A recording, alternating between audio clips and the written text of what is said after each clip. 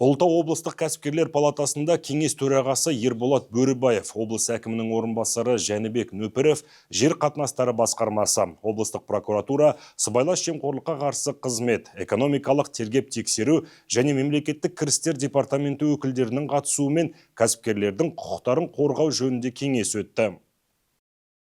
Кәсіпкерлер құқығын қорғау жөніндегі кеңесте Жезқазған қаласының бас жоспары бекітілген уақытта көптеген көшелер мен жезқазғандық кәсіпкерлердің жер телімдерінің бір бөлігі қызыл сызық санатына еніп кеткені айтылды. Қалалар мен аудан әкімдіктері бұл жерлер қоғамдық маңызы бар жерлерде орналасқан деп есептейді. Заңға сәйкес жеке меншіктегі жер телімдерінің шекарасын ескере отырып, қызыл сызықтарды түзету қажет.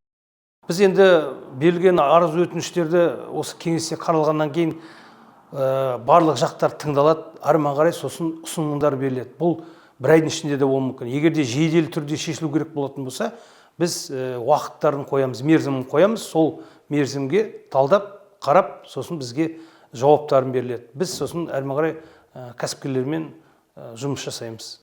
Егер жер учаскесі жоспарланған қызыл сызықтар аймағына түссе, елді мекендерді қайта құру және дамыту жер кодексінің нормаларына сәйкес жүргізілуі тиіс. Жер кодексінің нормалары өз кезегінде ғимараттарға меншік құқығын қамтамасыз етеді. Меншік иелерінің келісімінсіз жеке меншіктегі жер учаскелер арқылы қызыл сызықтар жүргізу жеке меншік құқығын өрескел бұзу болып табылады. Сондықтан бұл ұстанымды жоғары сот өтініш білдірген кәсіпкерлердің жағына шығып растады. Кеңес соңында қалалар мен аудандардағы кәсіпкерлердің құқықтары мен мүдделерін ескере отырып, қолданыстағы жоспарды егжей-тегжейлі жоспарлап түзетулер енгізу ұсынылды.